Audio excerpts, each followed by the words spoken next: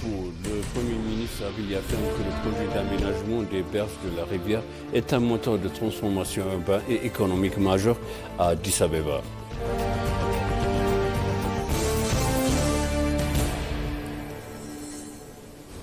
L'Éthiopie renforce ses ambitions en matière de tourisme médical régional grâce au développement de soins de santé terre et l'intégration de l'IA.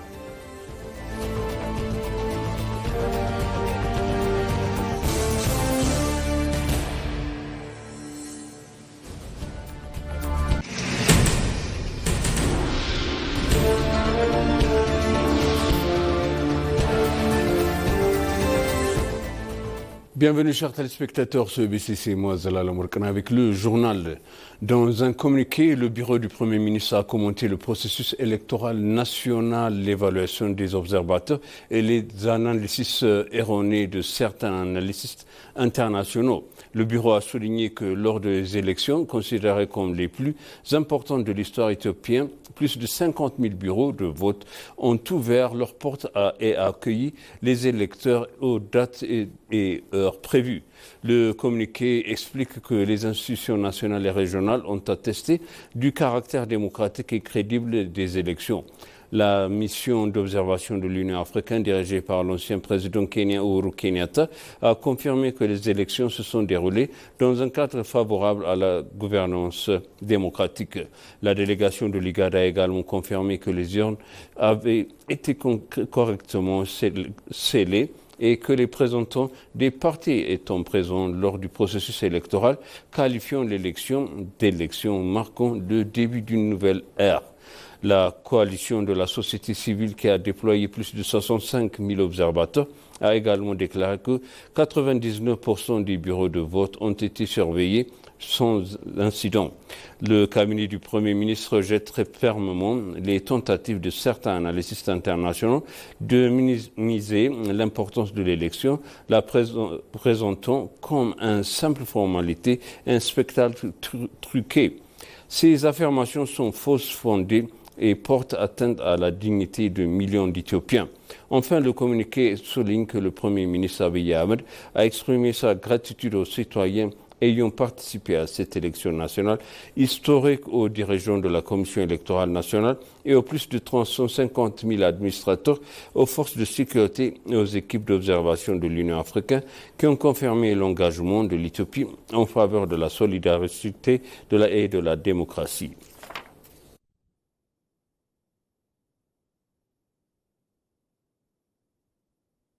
Le Premier ministre a déclaré que le projet d'aménagement des berges d'Addis Abeba se transforme en une initiative globale de transformation urbaine générant des avantages économiques, environnementaux et sociaux qui vont bien au-delà de la simple réhabilitation des rives. Dans un message hier sur les réseaux sociaux, le Premier ministre a affirmé le projet dépasser largement le cadre de l'embellissement, le décrivant comme un vaste projet d'aménagement urbain qui remodèle certains quartiers de la capitale grâce à la création de corridors verts et d'espaces publics, de zones piétonnes, d'équipements et de loisirs et de zones commerciales. Selon M. Abiy, le projet couvre des secteurs clés de la ville, notamment le corridor Ntoto-Fikok et le tronçon Ntoto-Kabana, avec l'amélioration s'étendant jusqu'à 50 mètres au-delà de la rivière dans certains secteurs. Le Premier ministre a souligné que l'initiative génère d'importants bénéfices économiques en créant des emplois dans le secteur de la construction, de l'intégrité et de l'aménagement paysager et logistique et le secteur connexe. De même, il a souligné que la forte implication des professionnels et des institutions locales dans la conception et de la réalisation de projets témoigne du développement croissant de l'expertise éthiopienne en matière d'aménagement urbain et d'infrastructures. Selon le Premier ministre, le projet d'aménagement des berges représente un investissement à long terme visant à soutenir la transformation d'Addis Abeba en une ville plus verte, mieux connectée, économiquement dynamique et centrée sur ses habitants.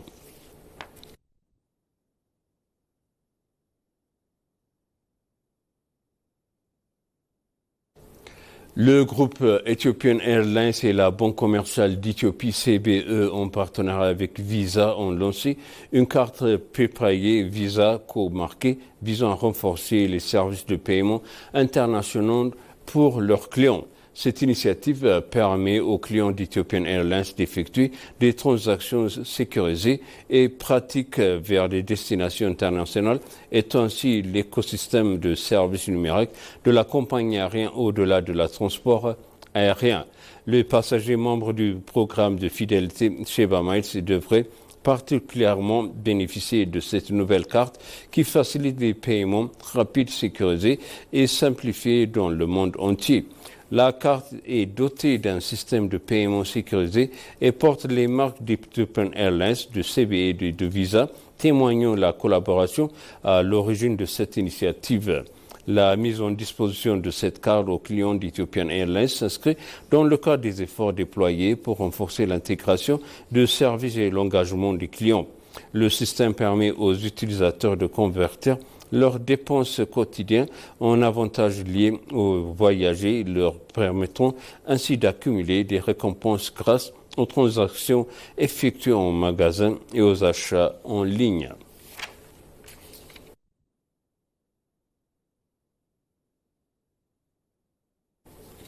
L'Éthiopie ambitionne de devenir une destination régionale et de premier plan pour le tourisme médical en modernisant des services de soins de santé terre et intégrant les diagnostics basés sur l'IA. Le ministère d'État de la Santé, le Dr Deredje Dugouma, a recommandé, a déclaré que l'agence de presse locale ENA, que cette initiative visant à attirer des patients de toutes les cornes de l'Afrique, tout en améliorant les services de santé pour les citoyens, est une priorité majeure de réforme en cours du secteur de la santé menée par le gouvernement. Selon le ministre d'État, cette initiative s'inscrit dans le cadre de la politique de santé révisée de l'Éthiopie qui met fortement l'accent sur le développement des services de soins et de santé territoriale spécialisés et la formation d'une personne clinique hautement qualifiée. Le docteur Deredje a souligné que la réalisation des ambitions du pays en matière de tourisme médical exige des investissements parallèles dans les infrastructures de santé modernes, des équipements médicaux de pointe et d'un approvisionnement pharmaceutique durable. Il a ajouté que le ministère vise à numériser plus de 90% des établissements de santé publics d'ici 2030. Le ministre d'État a également révélé que l'Éthiopie a commencé à introduire un système de radiographie numérique basé sur l'IA, des technologies de diagnostic et des mécanismes d'aide au traitement dans certains établissements de santé. Cette stratégie fait suite à l'inauguration récente par le Premier ministre Abiy Ahmed de l'hôpital Lafto, un établissement médical ultramoderne de 5,4 hectares conçu pour traiter des maladies complexes, notamment le cancer et les maladies cardiovasculaires.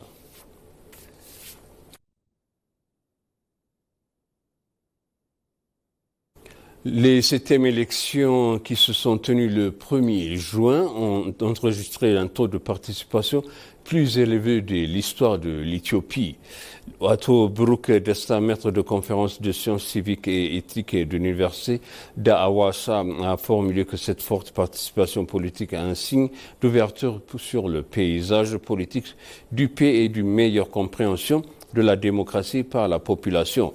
Atoyela Adato, maître de conférence de l'administration publique à l'université d'Awassa et chef du secrétariat présidentiel, a affirmé que les débats stratégiques organisés par les partis politiques durant la période préélectorale ont largement contribué en encourageant les citoyens à se rendre aux urnes et à exercer leurs devoirs civiques.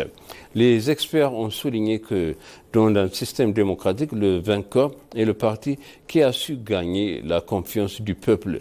Les experts ont également souligné que puisque les partis politiques, qu'ils soient vainqueurs ou perdants, représentent le vote populaire lors de l'élection, ils devraient collaborer sur les dossiers nationaux servant l'intérêt du pays et de la population. Ils ont aussi appelé la société à poursuivre le processus pacifique étant entamé jusqu'à la fin des élections et la proclamation des résultats définis.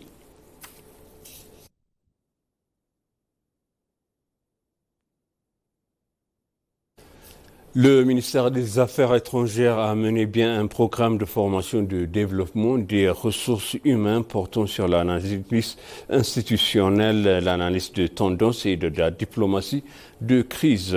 Ce programme dispense en potentiel a réuni plus de 60 diplomates.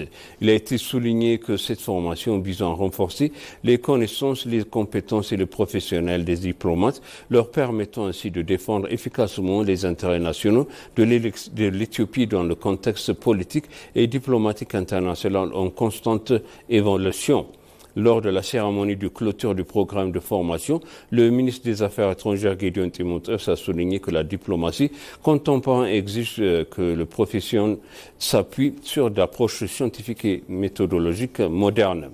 Le ministère d'État aux Affaires étrangères, l'ambassadeur Brahanu Tsagaye, a souligné que cette formation s'inscrit dans le cadre du programme triennal de renforcement des capacités du ministère. L'ambassadeur Brahanu a également précisé que le programme de formation vise à renforcer les capacités institutionnelles du ministère et à former un personnel hautement compétent, capable d'assurer efficacement les responsabilités diplomatiques et le respect des normes de l'éthique professionnelle. À l'issue du programme, des certificats ont été remis aux participants ayant suivi à la formation avec succès.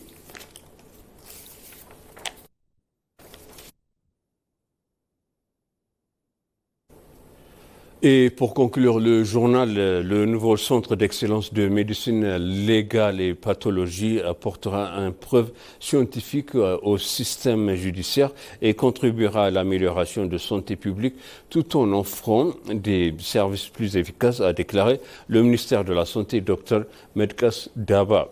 Ce centre d'excellence en génétique, ADN, médecine légale et pathologie situé au sein de l'hôpital général spécialisé Ménélique 2 a été inauguré hier. La cérémonie d'inauguration s'est déroulée en présence du maire d'Addis Abeba, Adane Tchabébi, du président du conseil municipal d'Addis Abeba, Benzena Al-Kheder, et de hauts responsables de l'administration municipale. Le centre propose des tests génétiques auparavant effectués à l'étranger à un coût élevé sur leur territoire national. Il contribuera à garantir la vérification d'identité et l'identification des liens de parenté grâce à un soutien scientifique et technologique et permettra de rendre la justice grâce à des preuves solides. Le ministre de Santé, le Dr Medkas Daba, a déclaré que le gouvernement accorde une attention particulière à ce secteur en suivant une politique de santé intégrant prévention et traitement. Il a indiqué que 5 institutions proposent actuellement des analyses médico-légales dans le pays qui est la 6e, ouvriront prochainement ses portes. Le docteur Yohannas Tchala, directeur du bureau de la santé de la ville d'Addis Abeba, a affirmé que la ville s'efforce de construire des nouveaux hôpitaux et de l'équipe de matériel moderne et d'accroître les capacités des établissements existants.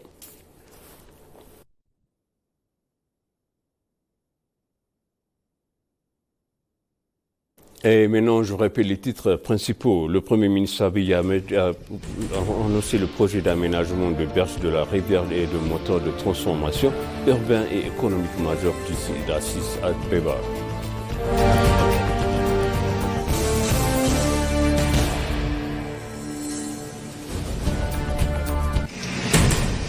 L'Éthiopie renforce ses ambitions en matière de tourisme médical régional grâce au développement des soins de santé territoriale et intégration de l'IA. Chers téléspectateurs, ça suit le journal. C'était moi, Zala Lamorkana, et je suis une bonne suite de programme.